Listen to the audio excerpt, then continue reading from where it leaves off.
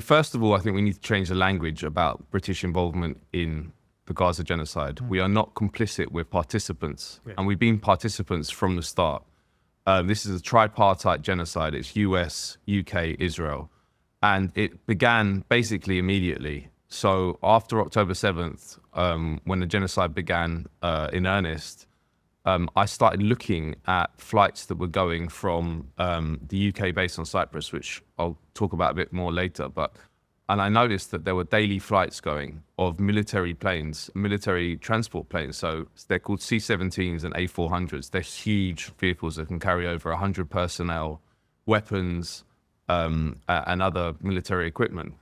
And I started asking questions of the Ministry of Defence. And then some MPs started asking questions, and we were given no information about what those flights were for. Yeah. And then I started doing more and more stories, and they had to respond. And this was a dynamic that developed throughout the whole genocide, in that I would find information myself, which would push the government to have to release more. But anyway, they always said, oh, well, it's medical supplies and moving ministers to Israel. And you're sort of thinking, why do you need dozens of military flights to Israel, military transport flights, if you're just transporting a few ministers? There were only a few ministers that had gone at that point, or medical supplies. It didn't make any sense. Still doesn't. We still don't know really what were on those flights, and we have no press that's pushing the government to do that. In December, the government announced that they were going to start spy flights over Gaza in support of Israel. That's the quote from the government. And they began in December, and again, they didn't say where they were going from.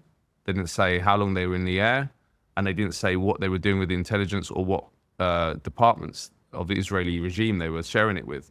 But I, again, independently found how many flights were going, and it was often 2 times a day. And these are flights that are going in the air for 6 hours over Gaza, collecting intelligence the whole time, and then sharing it with the Israelis, and we don't know how that's being shared. There was a leak in the New York Times. Interestingly, the New York Times, it wasn't a UK paper, because nothing has been revealed. And when I say nothing, I mean nothing. Nothing has been revealed about the UK role in this genocide, the UK participation by a UK newspaper. It's bananas. Even for someone like me who expects the UK media to effectively work for the government, which they do 99% of the time, I've been shocked that there's been no interest. But anyway, a leak in the New York Times this summer showed that actually also at the beginning of the genocide, the UK deployed a spy team inside Israel to help the Israelis with their operation in Gaza. An Israeli official leaked that to the New York Times, and the Israeli official said that the British spies and the British intelligence that was being provided gave them value added, and they added that the intelligence is given to them in a way. The intelligence that they're getting, they cannot collect on their own. That's the quote. On top of that, you also had the special forces. So the special forces, for people who don't know, are commonly known as the SAS, but there's also the SBS, which is the naval part of it. They operate as a completely secret arm of the UK state.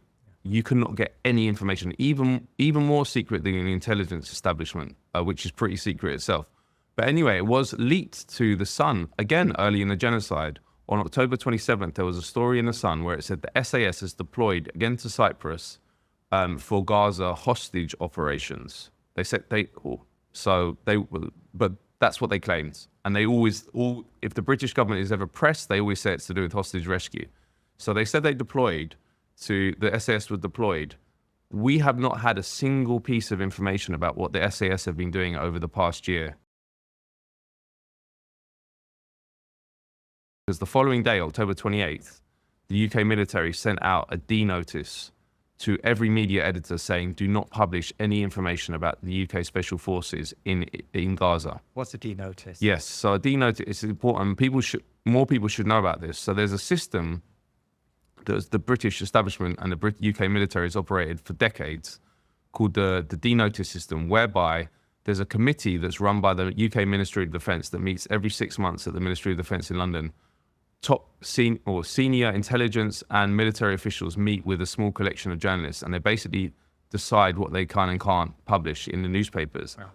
Another function of this committee is that they send out what they call advisories, where they set, if certain information comes out or potentially could come out, they send out an advisory to editors saying, please don't publish that information. Now, they say it's voluntary, but it's not voluntary because there are enforcement mechanisms. They also say don't publicize these D-notices, so that there's often, well, there must be a lot of D-notices that we never know about. The only reason we know about that D-notice that was sent out about Gaza and the SAS on October 28th is because the Socialist Worker Party newspaper, which is a weekly newspaper read by not many people, but they received the D-notice and they exposed it. They're the only newspaper that exposed it. That's the only reason we know. Cyprus has been central to the genocide in Gaza and the international buildup of forces and weapons to send to Israel. I should give some background on the British bases there, because it's a window into how the genocide has been enabled, but it's also a window into how British power works and how the empire never died after the end of the Second World War, which is a common myth that's put out there. So Cyprus was a British colony until 1960 when it achieved independence.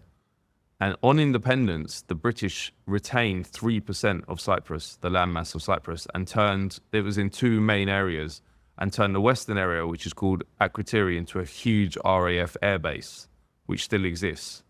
In the east, there's an installation called Dikelia, which is a huge intelligence station. Now, early on, as I said, I saw these flights going from RAF Akrotiri to Israel. And then it came out subsequently that it wasn't just British flights going. 40 US transport flights went from Akrotiri to Israel in the first month after the genocide. And that was revealed in Haaretz. And Haaretz actually said that RAF Akrotiri is the international hub for supporting Israel early on.